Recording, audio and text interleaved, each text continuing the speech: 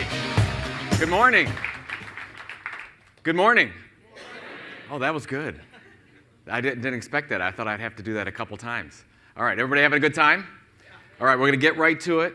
I had 3 cups of coffee. How much coffee have you had? I'm raring to go. Maybe I get one more cup in before I start.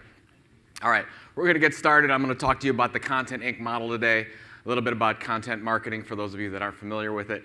But this year, believe it or not, I'll do about 70 keynote and workshop presentations around content marketing. And I've learned that there is actually one key to a successful presentation. You might say, hey, maybe it's sense of humor, maybe you'll laugh at some of my jokes, maybe it's relevant case studies, maybe it's actionable tips. So whatever you have in your head that you want out of this presentation, you're most likely wrong. The answer to a successful presentation is when the speaker sets incredibly low expectations for the presentation. So I'm going to set your incredibly low expectations for you, and I want you to get one thing. At the end of this presentation, I'm going to give you 10 takeaways and things to think about regarding your content marketing program. But there are going to be some that you're going to say, we can't do that. That's not relevant to us. That doesn't make sense. I want you to find the one thing. So in this presentation, I want you to really look for what's that one thing that you can do and take and make actionable in your work when you go back, not this week, hopefully, maybe next week, and get started and think a little bit differently about how we communicate with our customers. I'll do a little bit of overview here. So let's go back to when Al Gore created the internet and talk about the website, right? So all us, we're SEO folks, we're marketers. We are trying to figure this whole thing out.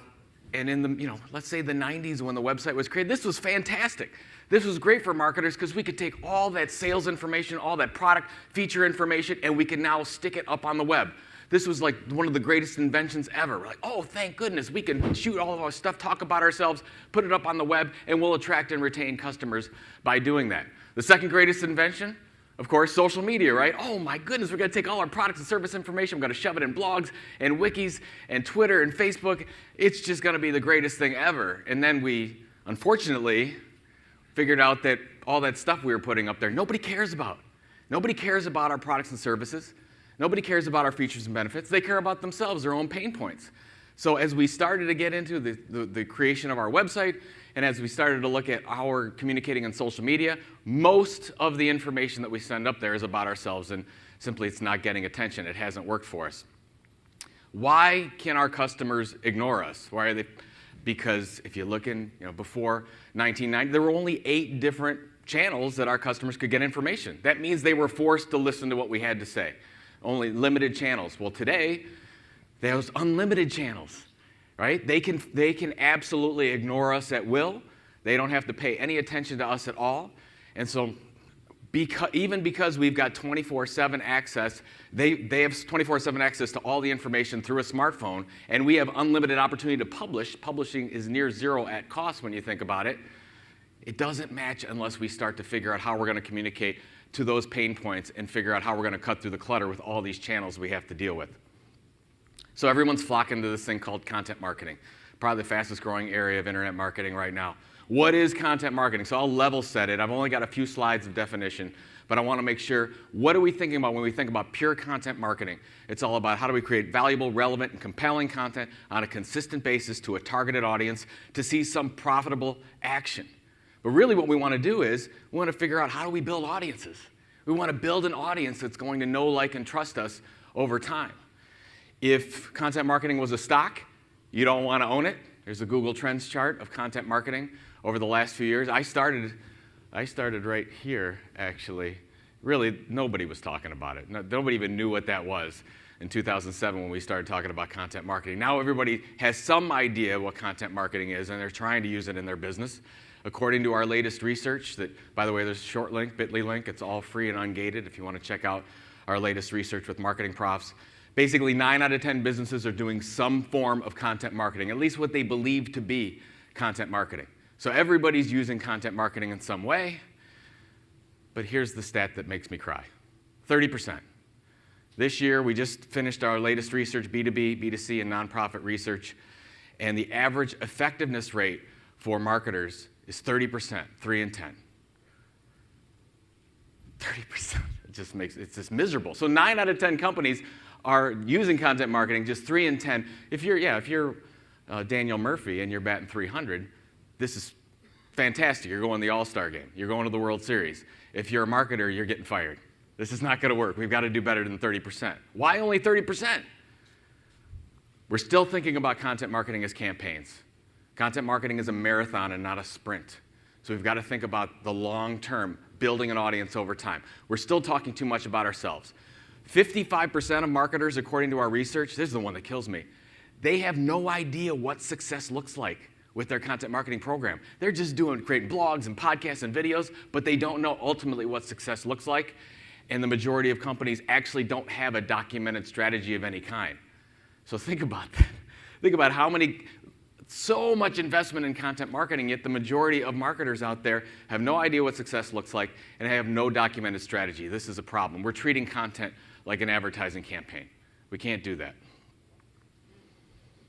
And the Donald is unhappy with this. How about, you want a different one? How about this one? Yeah. We need to do better. We need to do better. We want to make the Donald happy, right? So let's do better. I really believe there's a better way to think about this. That's what we're going to talk about this morning. How can we change how we're looking at communicating with our customers and the content we create to actually create better customers out of this?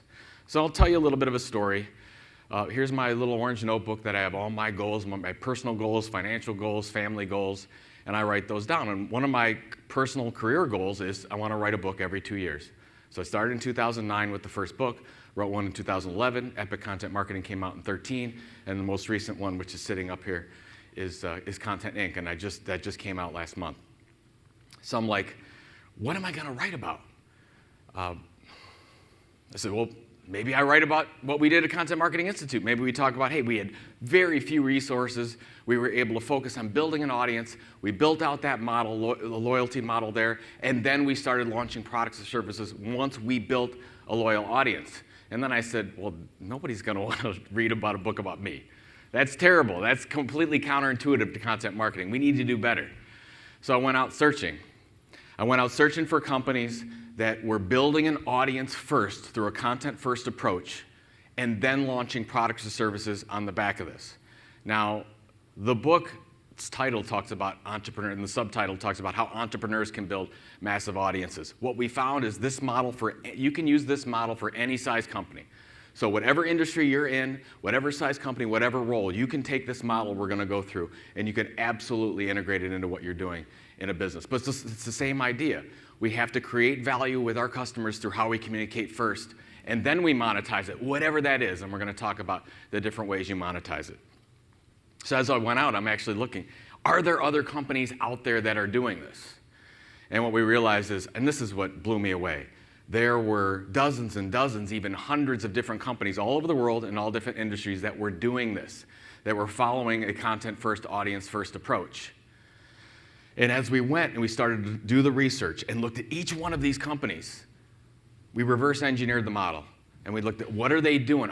Is there a formula here that each one of them were using? And what we realized, this is probably the most fascinating thing as you're going through and you're doing research for a book. We actually found that every company did the same 6 steps. Everyone followed the same formula. So as most of us kind of lucked into it, we thought it was the right way to go. We actually found that there's a formula here that we can all use so that you don't have to waste time and think about it anymore. You can actually follow this formula and drive revenues significantly if you follow these 6 steps. So this is what we call the Content Inc. model. I'm going to go through all 6 steps here. I'm going to give you many case studies on what we found and different ways to look at it and think about how you communicate with your customers. And the first of the 6 steps is the sweet spot. So let me start with step 1. Step 1 is a sweet spot.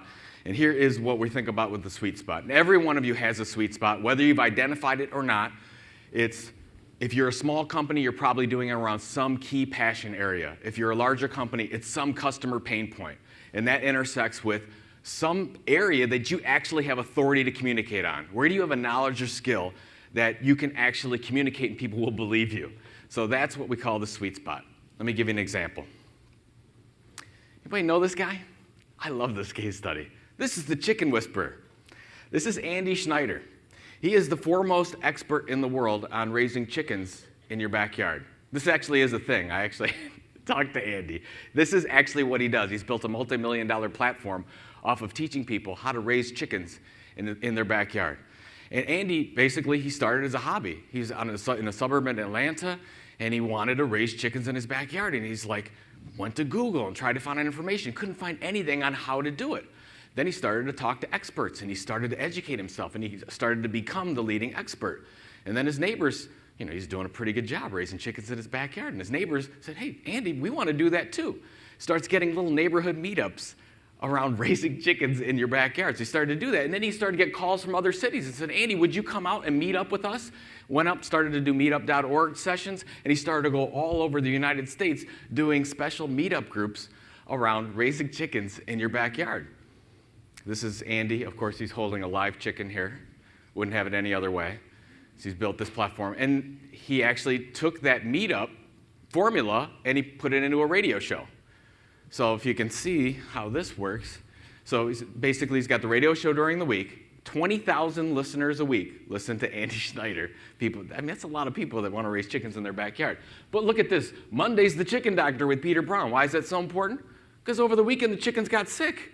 We got to do something. What are we going to do? So we're going to have the Chicken Doctor on Monday. So he's thinking about his programming and how that's going to work. I'll get more on to Andy a little bit later, but think about it. So what was Andy's sweet spot?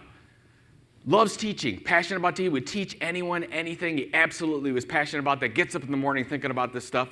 Became the foremost authority in backyard poultry. That's the sweet spot. Let me give you an example that's been going on for 120 years. See if you can figure this one out.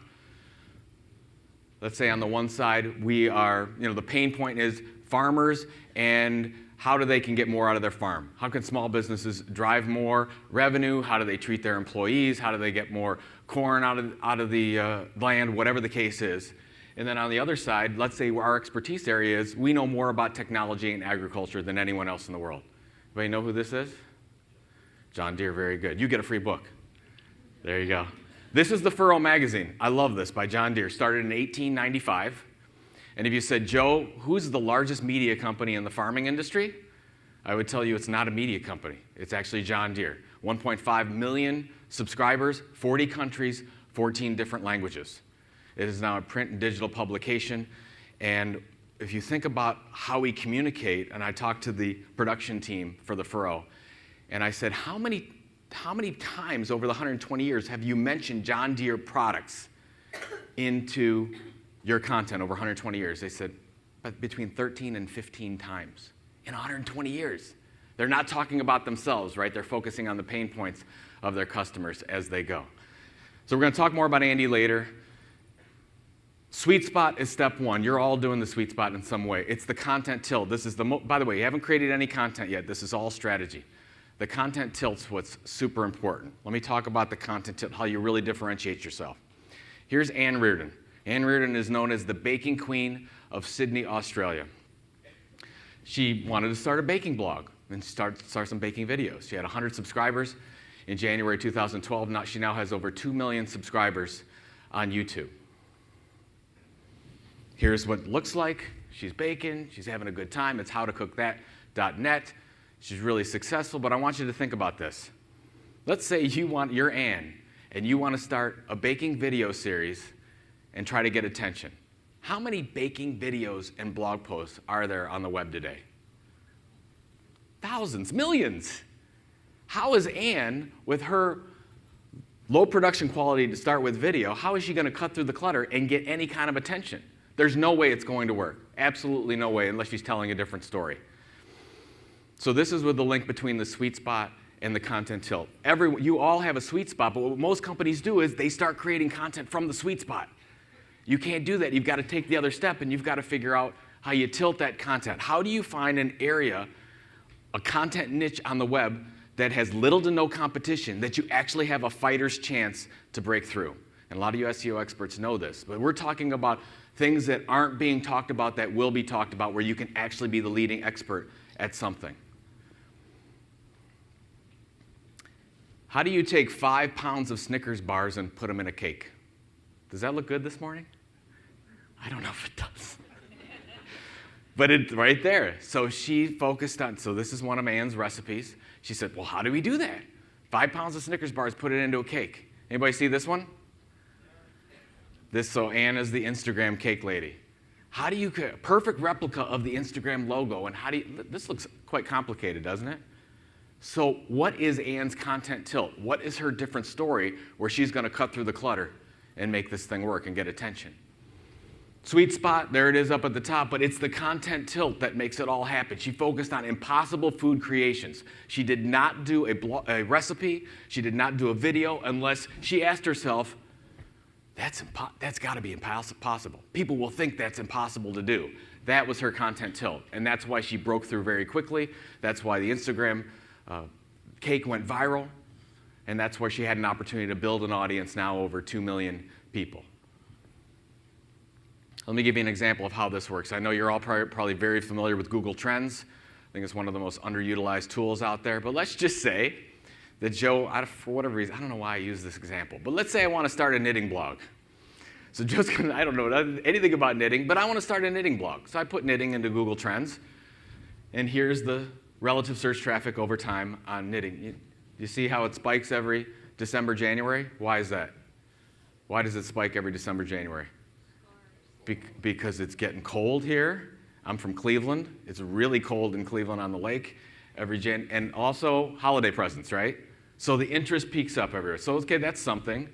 But if you go out and you say, I want to start a knitting blog, you have to compete with all the other hundreds of other knitting blogs out there, and you got to actually pull attention from those to get any kind of attention at all. It's probably not going to work. So let's break this down. What I want to do is I want to go into knitting, and I want to look at what the breakout terms are. So I'm going to go all the way down to the right, as you know. I'm clicking on rising. Yeah, now we've got some opportunities to actually talk about some different things. The knitting loom is back. Look at it, it's breaking out. Knitting for beginners, double knitting, knitting cast on, doesn't matter, right? Look for whatever your industry is. This is what I care about. I'm not caring about necessarily as we think about search where we're going into, here's what everybody's focusing on. I want to be the ones that are breaking out. I want to be the market leader in these ones that have yet to really grow. That's where the opportunity is at, to tell a different story and to find your content niche. What most of us do with our content tilt is we go too broad. I want you to focus on the smallest possible, and this is why it's so hard. You've got to focus on the smallest possible area that you actually have a chance to be the leading expert in something.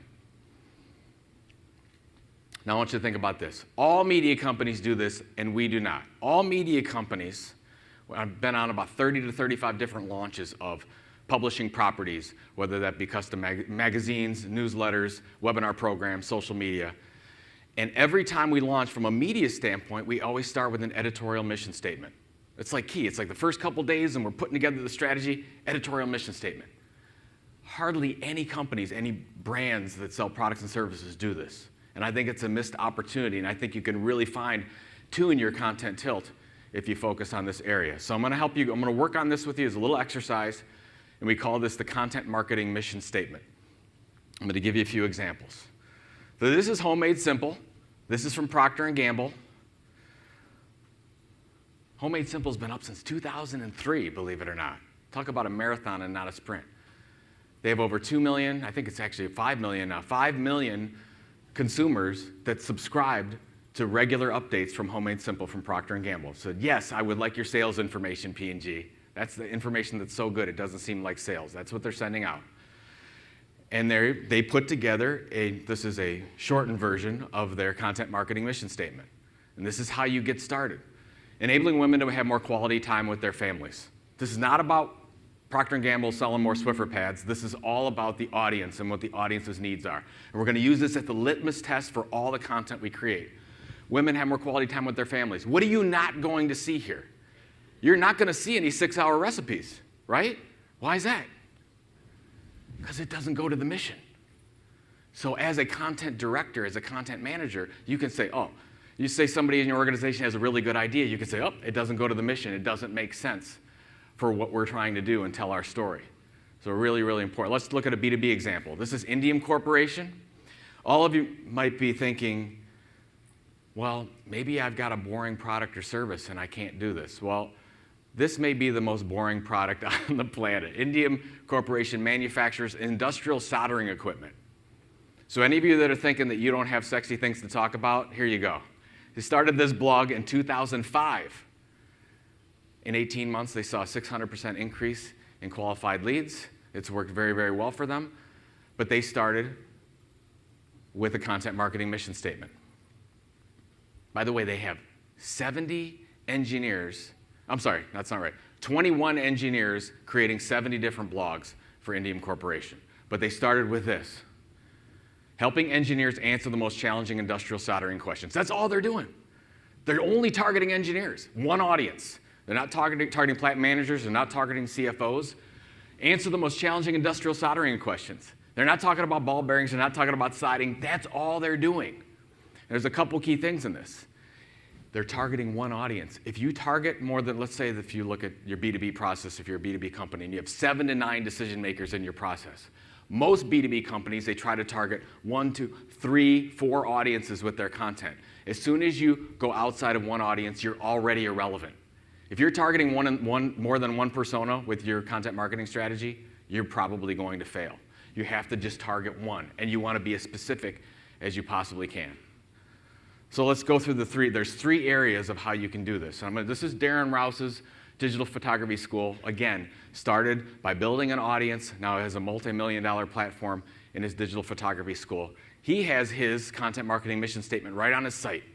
Welcome to Digital Photography School, a website with simple tips to help digital camera owners get the most out of their cameras. 3 parts. Who's my audience? Digital camera owners, right? What is going to be delivered? Simple tips. What is the outcome? The most important thing is the outcome for the audience, helping them get the most out of their cameras. This is very simple, right? This is not rocket science, but nobody does this. Every one of your content creators should be seeing this as part of their brief before they create any content for your particular niche. You will save so much money in the editing process if you give this up to them and you don't have to edit it after the fact. The second thing is, for those of you that maintain editorial or content marketing calendars, I want you to add outcome to that. So let's say, oh, here's the topic of the blog post, here's the search engine keywords we're focusing on, here's the approval process, and whatever. So go through that spreadsheet, whatever you use, and at the end, I want you to add outcome. What's in it for the audience? For that particular, are you trying to help them get a better job, live a better life? What is that particular thing? And you will save so much. You'll get your ROI right then, just because you'll save money in the editorial process and review process if you do that. Good little tip. So this is what I want you to do when you get back. This is probably next week. Think about how you create your content now. Do you have this? If you don't, go through the process. Define your audience. What are you going to deliver? What's the outcome? So you've identified your sweet spot.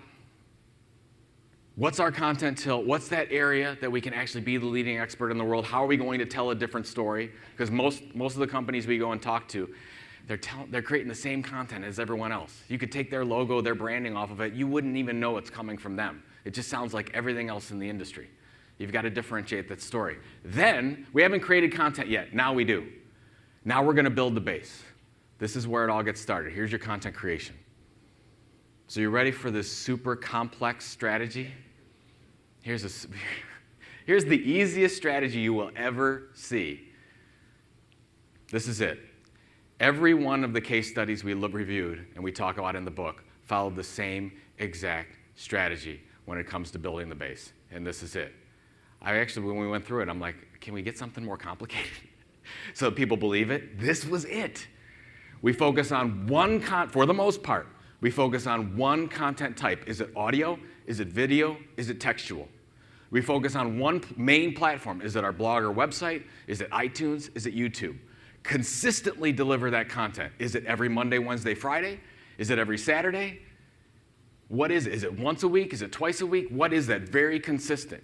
John Lee Dumas from Entrepreneur on Fire, who built a multi-million-dollar platform off of his podcast, he sends out his podcast every day, 3:30 in the morning Eastern time, and he's done it for 3 years. I just was on his podcast. I was podcast number 1159, believe it or not. But 3:30 every day.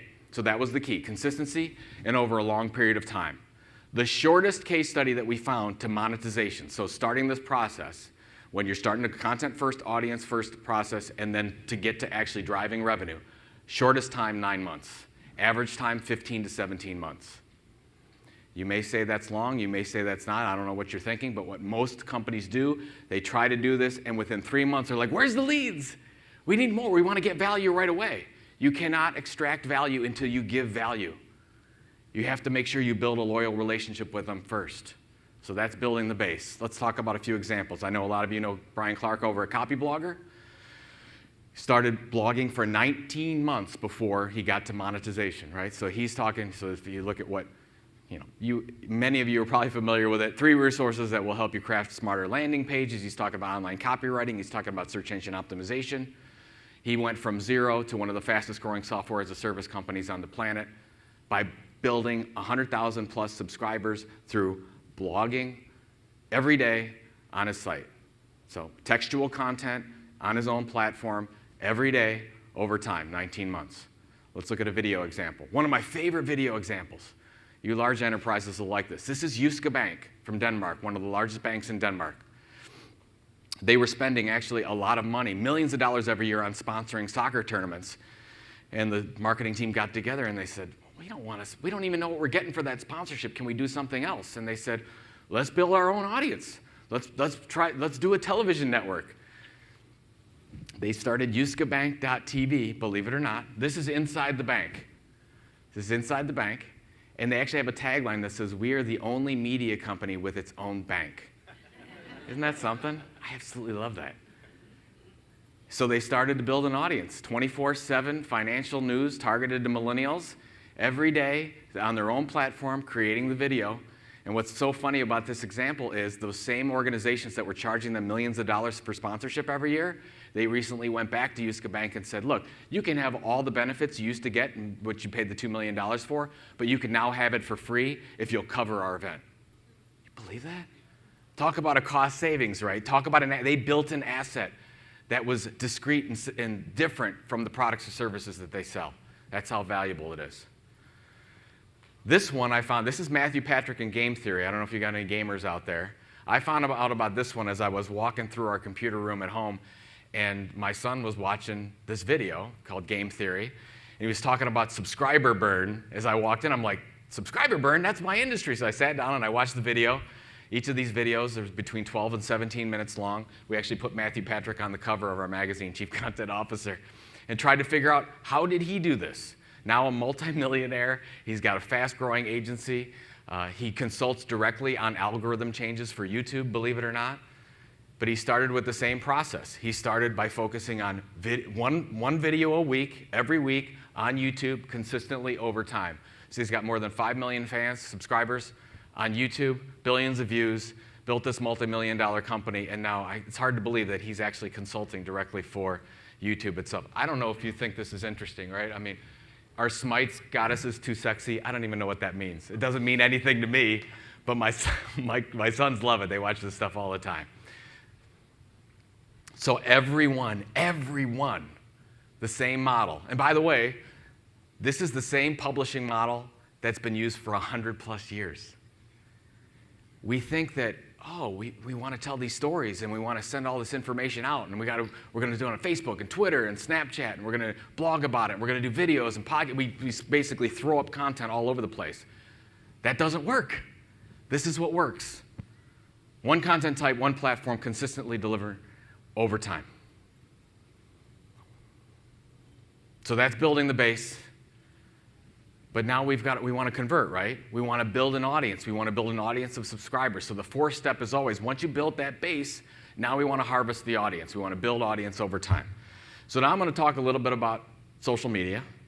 And I'm not, by the way, I'm not a social media hater. I'm very active on social media. We do a lot of social media activities at Content Marketing Institute.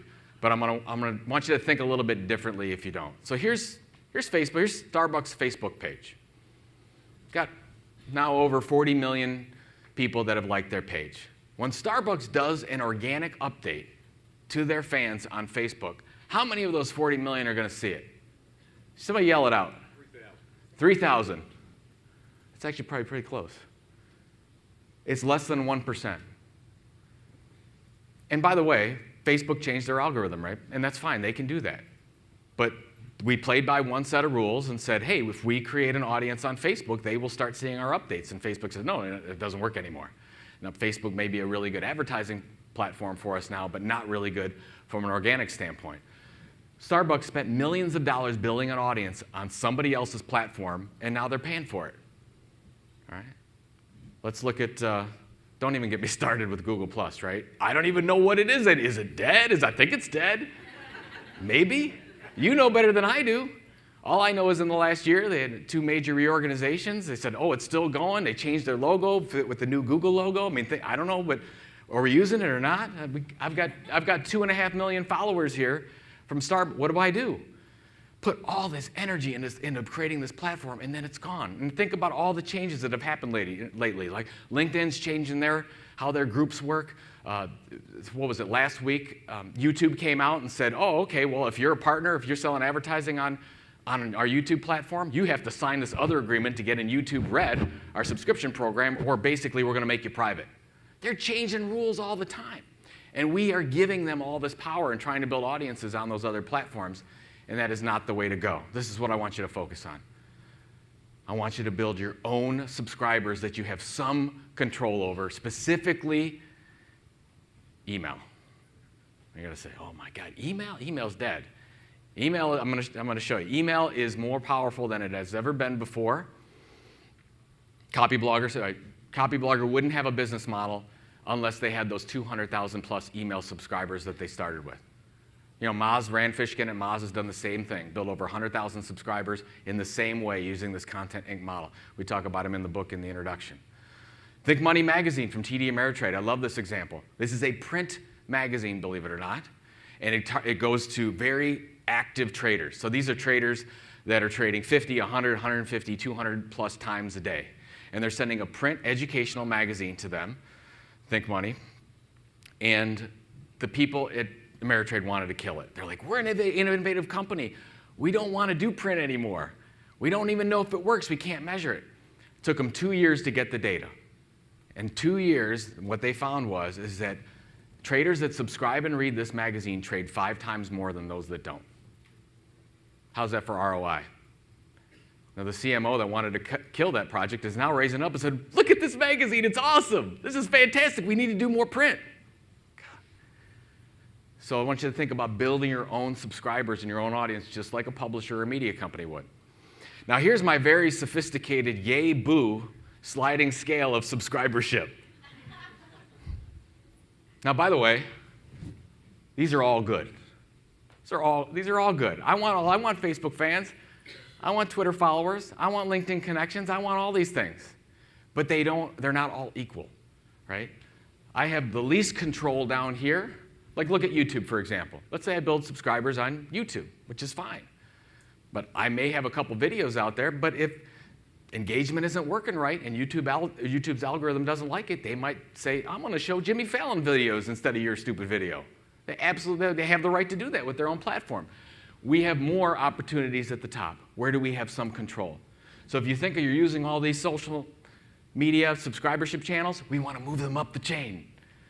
Up every opportunity up the chain. So this is what I want you to think about social media. Absolutely use it. I know we've got some speakers later that are going to talk about their own platforms. That's great. I'm all in on that. But I really want you to think from a business standpoint that you might get up tomorrow morning and they may not exist anymore. They may be gone. And if you think about it that way, you start thinking about where you can get a little bit of that control, a little bit more data, and then you can use that data to create better customer connections. You might say, but Joe, what about BuzzFeed? They're like the poster child for social media engagement, and they're doing all these videos. And all right, here's what I want you to do. Take the BuzzFeed test. Follow the trail of calls to action when you look at BuzzFeed content. You know where it leads? Email. Because they're scared just like everyone else. It's like, oh, we got all these social media fans and everything, but we don't control that. How can we? We can do that through, they've got hundreds of different email opportunities to get into, segment into different ways for whatever. New York Times just mentioned they're going from 23 e-newsletters to 35 different e-newsletters. Some of the e-newsletters, targeted ones that they're creating, are getting 50 to 70% open rate. Well, I know what you're thinking. Email inbox, it's too cluttered. How do we cut through? you all have the 1, 2, or 3 different emails that you open every day. They're the ones that you're starring or the ones that you're reading, and then you're saying the rest is trash. We're getting rid of spam. We don't want any of that. You need to be one of the 1, 2, or 3 that they open every day. You need to be that go-to resource for them.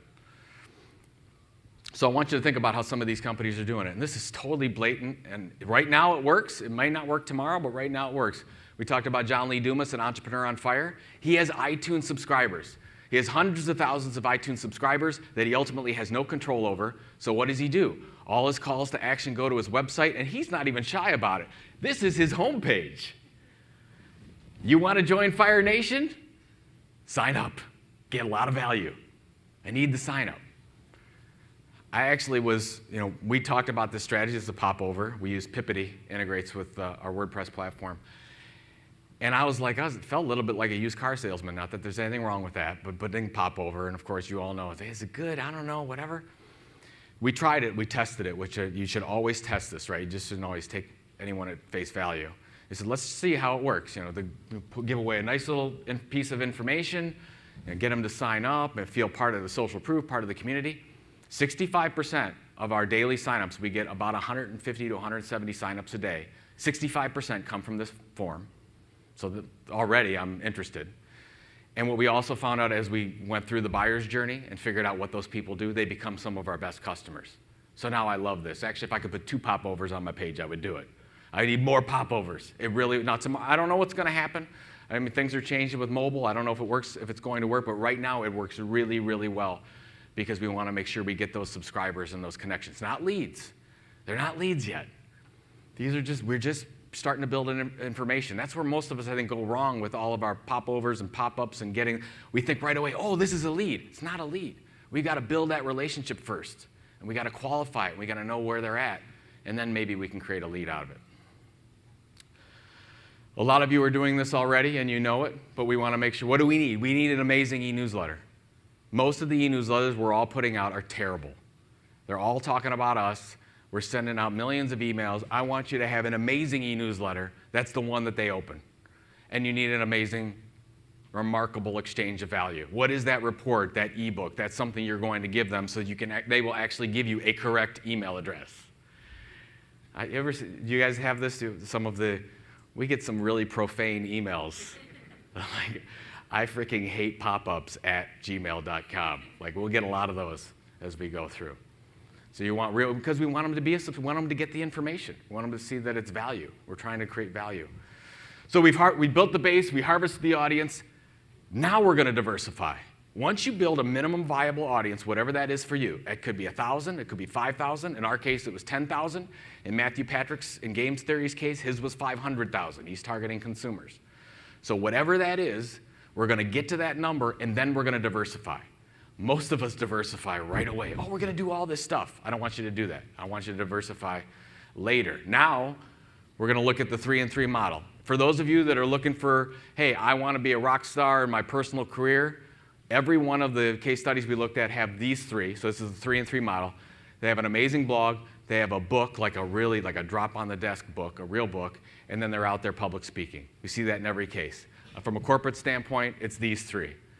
We want the leading digital platform, the leading print platform, and the leading in-person platform. I know we're all talking digital, but I'm telling you, if you look at all the major media companies out there, our models that are in the book that we talk about, but all of the BuzzFeeds of the world, the Huffington Post of the world, New York Times, they all have these 3.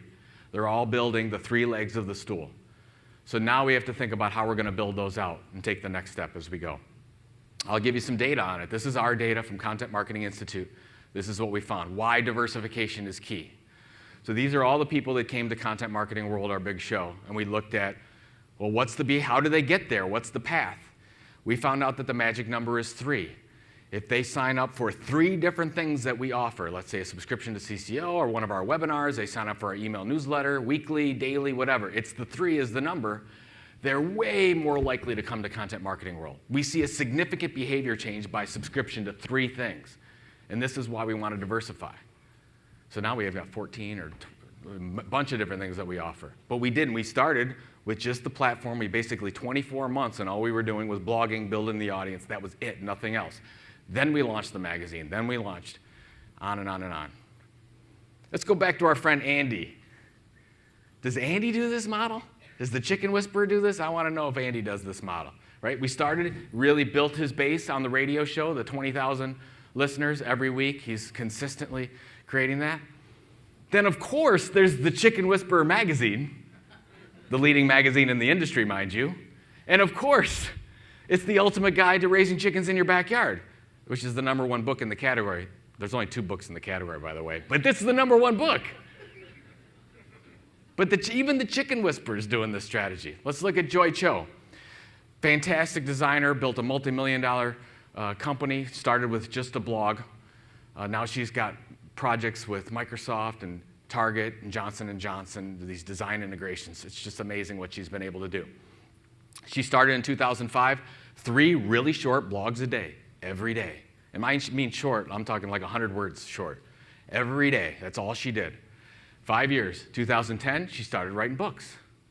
2011, she started on Pinterest. Now she's one of the most pinned people on Pinterest, 13.1 million followers, and she's just blown up into this huge, fast-growing company. But again, started first the blog, and then she started to diversify after the fact. And of course, we talked about how we did the same thing. Just the blog, then we did the event content marketing world, then we did the magazine chief content officer, then we did our podcast, This Old Marketing, after we built the base first. So this is not easy. This takes time to build. You have to have patience to do it.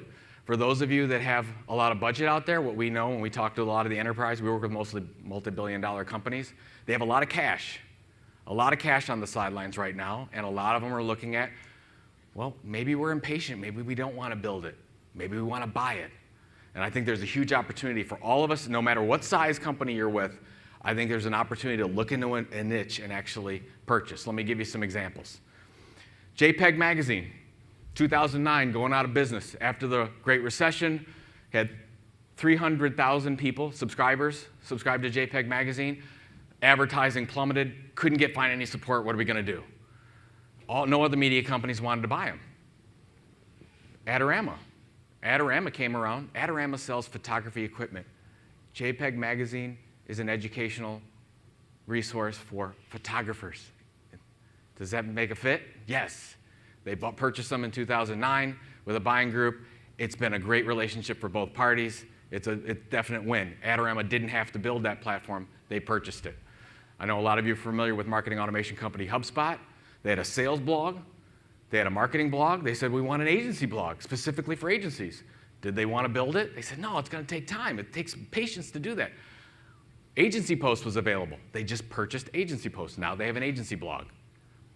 And we're seeing deals happen in the tens of thousands up to multi-million dollars, but I think that we're going to see, you heard it here, next 12 to 18 months, you're going to see rampant M&A around brands buying media companies, bloggers, influencers. I want you to list where are your customers hanging out in that particular niche. I want you to list those sites, and I want you to make decisions. Are we going to partner with them? Do we want to buy them, or do we do nothing?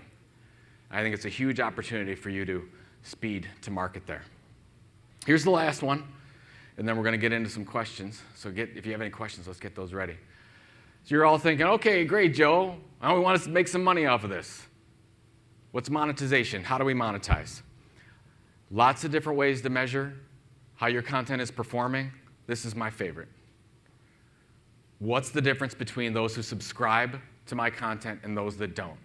Once you get the connection of a subscriber, then how do they behave different? Do they buy more? Do they stay longer? What do they do differently? We can measure this.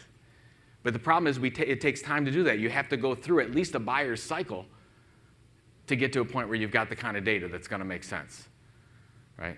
And there are 9 different ways, we talk about all of them in the book, whether you're making money, you want to sell more products and services, are you going to launch advertising programs, are you going to increase your products, if you're going to, more loyal customers like John Deere does, maybe it's a data-driven activity like Kraft Foods has craftrecipes.com, they mine data, that's all R&D, that's all for new product development. Maybe they're launching events, whatever the case is. How'd Copyblogger do it, right? Blogging every day, built 200,000 subscribers. Now they're selling software as a service products. How did TD Ameritrade do it? They wanted to create a behavior change in their current customers that they would actually buy more. Generate sales that way. This is one of my favorite ones that maybe you've heard of, River Pools and Spas. This is Marcus Sheridan. So Marcus likes to talk about how, so basically, real quick story is 2007, 2008, remember those times? And I mean, basically, River Pools and Spas installs fiberglass pools. Who was installing fiberglass pools in 2008? How many people?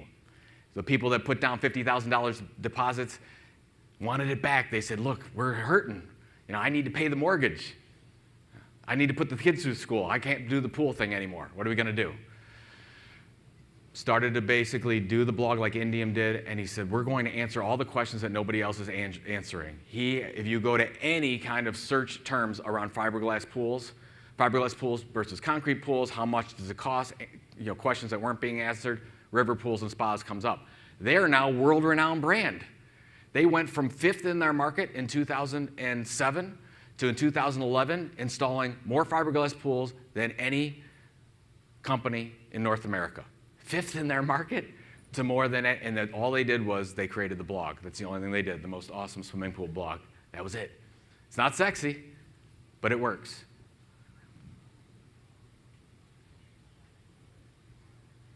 So I want you to create the plan, but I want you to focus on building an audience. I want you to focus on building. This is the thing that I want you to really think about. This is the thing I truly believe. You have to create value before you extract value. Create value first before you extract value. That's where you need a little bit of patience. We're all so quick to get the leads and to get them in and to work them down the system and get them to sales and sell and sell and sell. But if we take a little bit more thoughtful approach, I think you'll see amazing changes, what we saw for those in the book. So I really do believe this. I think you have to be the leading expert in your particular niche that you're targeting. And I want you to do the test. Look at the content you're creating. Is it any different than any other piece of content out there in the industry? Are you telling the same story as everyone else? You have to tell a different story. And a loyal audience will lead you to revenue. Like all these people, I found I wasn't alone. Lots of different people. Obviously, Rand up there as well. Same model. We talk about him in the book. So here's your takeaways. Here's what I want you to think about. So find a niche where you can be the leading expert in the world. I want you to develop that content mission. Focus on that content marketing mission. What's the base? Build that base. Your content type. What's the platform? Deliver consistently over time. Don't build your house on rented land.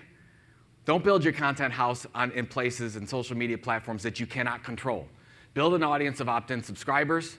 To do that, you need an amazing e-newsletter and a remarkable download. Then you diversify. Use that rule of 3. Print, in-person, digital.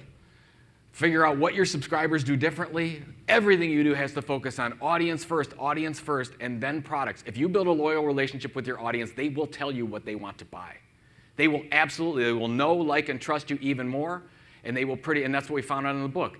All these case studies, you could pretty much sell whatever you want once you build that loyal relationship with them.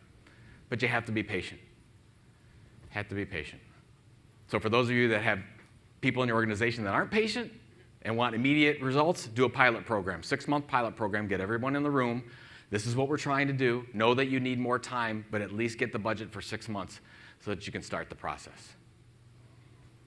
Did everyone get at least one thing? That's not good. Did everyone get at least one thing? All right. Did anyone get more than one thing? Hopefully I've exceeded your expectations. Thank you very much. I appreciate it. This is, before we get to, so I know we have time for a couple questions. Before we do, we just created our documentary called The Story of Content. It's available on Amazon Prime or at thestoryofcontent.com. If you have any people that don't believe in content marketing and just don't get it, it's just 43 minutes. We're starting to show it in universities and schools across the country, around the world. Agencies are getting together, groups are getting together. If you want more information on putting kits together, let me know, because we've got screening kits. I think that this is how you're going to turn non-believers into believers, hopefully get you some more budget. All right. Do we have some time for a few questions? 5 minutes for questions? And if the first question gets a book, because I got one right here for you.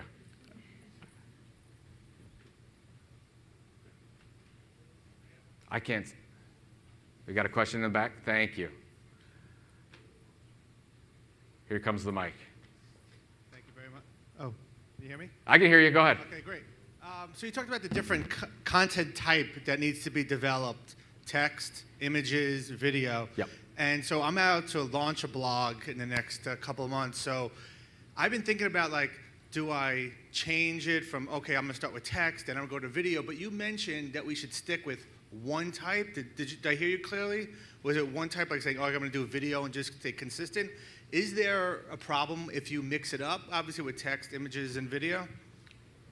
So when I'm talking about textual, I mean, if you're going to integrate images into that because that's just good usability. So if you're talking about images, but if you're... Sorry, I apologize. Infographics. Infographics, that's fine.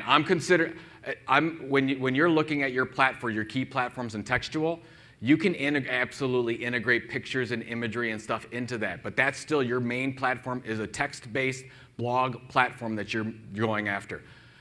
I would just be careful about, I'm going to start integrating video or audio and whatever, and don't get distracted. Focus on that platform. And what we saw the case studies in the book, yes, they integrated imagery, but it was all about building that blog platform first, and that was what they were going for. And for usability's sake, they would integrate pictures into that, but they're not going out and say, okay, here's a video here. I'll give you an example of Maz, right? Anybody know, look at Whiteboard Friday for Maz? Love my Whiteboard Friday, right? Think about how he started. He started with just the blog first. Blog, built the subscribers. Then he launches Whiteboard Friday as the regular ongoing, but he had the audience built first. So focus on that content type first, and then start integrating your Whiteboard Friday type things, your secondary, your podcast offering or whatever. But yes, integrate images, but that's still considered, at least according to how we talk about it in the book, still textual. Good, absolutely. Lots of questions coming in. Got one there, one here. Hey, Joe, how's it going? Good. You mentioned early on about how if you're targeting multiple personas with your content strategy, you're probably going to end up failing. Yep. While I understand that aspect, from a B2B standpoint, a lot of companies are starting to dive heavily into multiple personas, who they're targeting. Yep.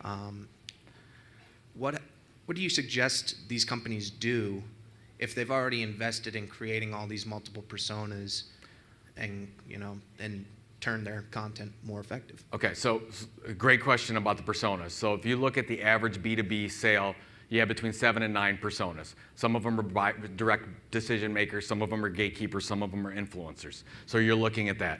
Now you have to make a decision about who you're going to focus on. What most people are doing, what most B2B companies do, is they say, we're going to do a content initiative to these 3 personas. And I'm saying, okay, good, you're going to fail. There's no way you're going to be relevant enough for those 3. Let's start with 1. So let's say you make a decision, and that's why you're not going to do a content marketing initiative to all 9 of those. You're maybe going to pick 3, but you should start with 1. So I'm going to start with the 1, and we're going to build a loyal audience there, and then once we do that, we're going to go to 2. I'll give you a great example of who did that really well. Huffington Post. Huffington Post has what, 240, 250 different blogs now? You know what they started with? 1 to 1 audience. And then when they built that audience, you know what they did? Then they went to 2, and then they went to 3. So most B2B companies fail right away because, we're going to target the CEO and the CIO and the CFO and the plant. They're just trying to target as many people as possible and go broad. Never will cut through, never will be relevant enough. There's too much competition out there. So you have to make choices. And this is why we call it strategy. So just to make sure, okay, which is one we're going to go after? And maybe the other 6, maybe you say we're going to go after these 1, 2, and the other 6 or 7, you're going to target and communicate with them in other ways, but not necessarily build a content platform around it. It's a great question. We got time for 2 more questions, I think. Lots of questions. Thank you. By the way, I'll be around for a while, and if anyone wants to devalue their book, I'm happy to sign it later. Hi. Hi. I work with a client that has, it's a grocery retailer, and they recently came out with a newsletter. And what they are trying to do is they offer a lot of recipes and that type of content, Okay. but in addition to that, they also kind of talk about themselves. They have coupons and things like that. And is there a place for that? Because I know you mentioned John Deere only mentioned themselves 3 to 15 times, and I feel like this grocery retailer kind of talks about themselves quite a lot. But I'm not really too sure how they can balance that with the coupons and things like that. Exactly. So don't have a problem with, so let's say you take the newsletter and you have certain parts that you're going to talk about yourself. You can do that, but you have to limit it, and you have to think about it just like a call to action on a conversion and a landing page. Like the way that content is being done right now is there's all kinds of things at most landing page. Oh, this is a benefit, this is a feature, this is great, and you're looking at all these different buttons. But really, a best landing page is a very simple one that has one call to action. So I would look at, okay, here's the content is the content. We're not going to do a bait and switch. We're just talking about helpful content for that person. And then if you have some calls to action to different things outside of that content, that works very well. Most of the programs that we talk about in the book actually did that. But how they do it is, when you look at email, if it's an educational email, that for the most part, that educational email just does that. It just teaches, it just helps. And then if they're having a separate offering, they usually keep that. That's a separate sales messaging. You're not mixing it up. So if you have to have it together, and I totally get the conversations you're having, I would say let's be strategic about it. And you might want to do a count. How many stories do we have versus how many calls to action? Let's say for this newsletter, we really want to focus on having this one thing happen. So let's focus on that for this issue, and then let's not have 20,000 coupons in it. Great question. We have one more question, real quick. Who we got? Got one back there, got one here, got one here. Thank you. Oh, did you see he just walked right by you? That was just wrong. All right, go ahead. Hi, Joe. Hi. Thanks for always replying to my tweets, by Thank the you. way. I was wondering, how important is it to have some kind of like recognizable face to your brand? Kind of like how you are with Content Marketing Institute. Does it give your competition a much bigger advantage if they have like a recognizable celebrity face to their brand? I think it absolutely does help. It's not necessary to do that. I mean, if you look at what Red Bull Media House has created, if you look at what Kraft Recipes has created, if you look at what John Deere created, they've got experts, regular columnists that they're starting to build up as influencers, but they don't necessarily have one like maybe myself or Rand Fishkin or Brian Clark are sort of theirs. But look at what happens over time. Like Brian Clark doesn't have the notoriety and copy blogger that he used to have because he's taking sort of a back seat and he's positioning other experts to do that. We're trying to do the same thing at CMI. I would just say it should be part of your influencer strategy to integrate influencers in your own company as well as outside companies to make that work, to give you your own authority. It's not necessary, but it does help. But I think that if you don't have one and you want to start integrating influencers, you should. If you have people in your own company that you can lift up, absolutely, I would do that. And I think the savviest, most innovative companies are doing that with their content marketing program. They're saying, hey, let them be rock stars too, and it will rising tide will lift all ships. So it's a great, great question. Thank you very much. I'll be around. Have a great, great day. Appreciate it.